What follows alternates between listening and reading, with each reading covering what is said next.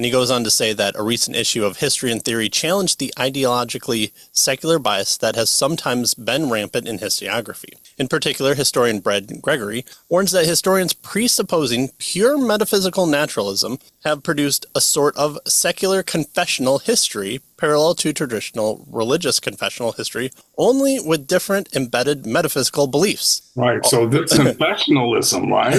Right. You must espouse this to be part of our group, and if you don't, then you're in a different group. You can have those groups, you can form those until we tell you no and you can't come to the table, or we take over those groups, but that's a different discussion. And our group is the real group, by the way. Right, exactly.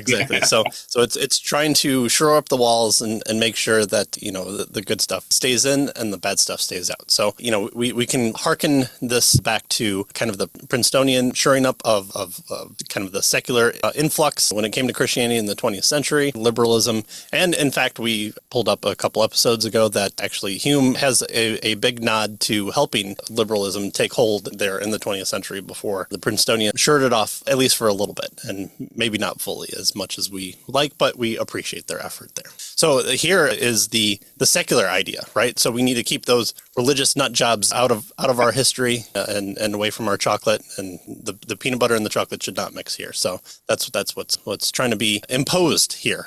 And so why must that be the case, right? So, can you not hold to the idea that miracles happen and do good history, or must you put aside your assumptions? And so he's going to talk a bit more about that here in the last two sections here. Well, these beliefs, he warns, that Gregory warns, are so deeply ingrained at the unconscious level that the writing with this bias are far less apt to acknowledge their bias than writes of other confessional histories are. And we see this even in science, where there was a translation of a Nature article from Japanese that used the term something like hand of God, and it was kind of mistranslated. And there was a giant hullabaloo, and retractions had to be put out, and even the scientists from Japan had to say, no, we're not talking about the hand of God. It's just a turn of phrase that was mistranslated. And so we must make our genuflections down to the secular God here, and make sure that the big G word stays out of any mention here in our Nature magazine, because we can't hold to the fact that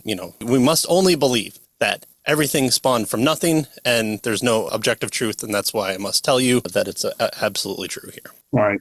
And his point here is that they are so biased that they don't recognize that they don't even see it, or acknowledge it. And so that's part of the point. He goes on, Gregory is, to say that the traditional forms of social scientific methods used to read history are often embedded with assumptions about religion that differ markedly from how those not sharing the methodological assumptions understand it, right? So here they are, not only are they biased, but they're far away from the folks who don't share their biases, right? That's what he's getting at. And so he says, well, often regarded as neutral, right? Gregory argues these approaches impose undemonstrable metaphysical beliefs no less than religious perspectives do. So they claim, you can't prove what you're saying. It's a metaphysical belief, your religious belief. But Gregory is suggesting, well, their, presuppositions and assumptions are also unprovable, right? Demonstrable. And so they can't prove theirs either. That's the claim here, right? So he gives us example. Much of the traditional approach of sociology of religion, for example, simply takes for granted without argument that all religion may be reduced to natural social factors, an approach formed in the heyday of anti-theist assumptions in the academy.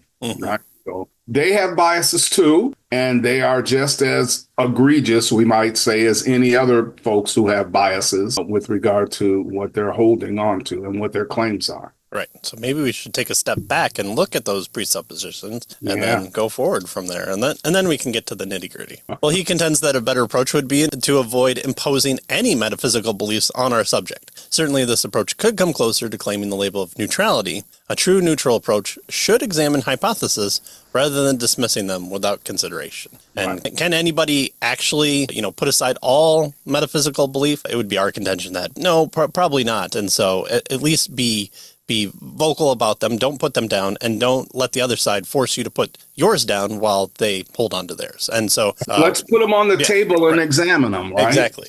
Yeah. And so I think Keener, at least in my reading of this chapter, he tends to be less presuppositional than we are or would like, and we'll probably get into a little bit of that as well. But I think that would be a fair take to have from both sides. And so he says that this may be an appropriate place to broach another historiographic issue raised by postmodern skepticism. He says this approach correctly recognizes, that is, postmodern skepticism, correctly recognizes that history is always written from perspectives, right, as our sources for writing it. And so its critique of pretentious claims of pure scientific historiography is well taken, right? So history is written from a perspective. Some people argue that the winners, get to write the history kind of thing, And so this is kind of a postmodern claim. Everybody's viewing it from their particular perspective. And he says the problem comes in when the critique is pushed out too far, inconsistently failing to recognize its own limit. And so over and over again, we need to ask when these claims are made is, how let's apply the claim to itself and see where it gets us, right? And so he's suggesting a little bit of that here. And we'll see more of that as we come. He says that he's going to elaborate more fully in chapter 13 on this particular issues. That is, limitations in our knowledge need not compel us, he tells us, to relinquish claims to knowledge altogether. So the idea here is that folks write history from their perspective. And so it seems like then we have a limitation on knowledge. But he says just because we have this limitation on knowledge written from a certain perspective doesn't mean that we can't have any knowledge, right? That's what he's getting at here. Okay. Yeah. Just always assume that you're wrong and future you or versions of you will be more accurate. So don't do anything today and just know that you're wrong. And then you'll be more right. Don't do anything drastic, right? Exactly. Don't step on the butterfly. Yeah. Well, and then also we should mention too, chapter 13 is going to be outside the purview of this show. So you'll have to pick up the book, 2 volumes. So you get to do double curls with both sections there for you to be able to pump brains as well as muscle there.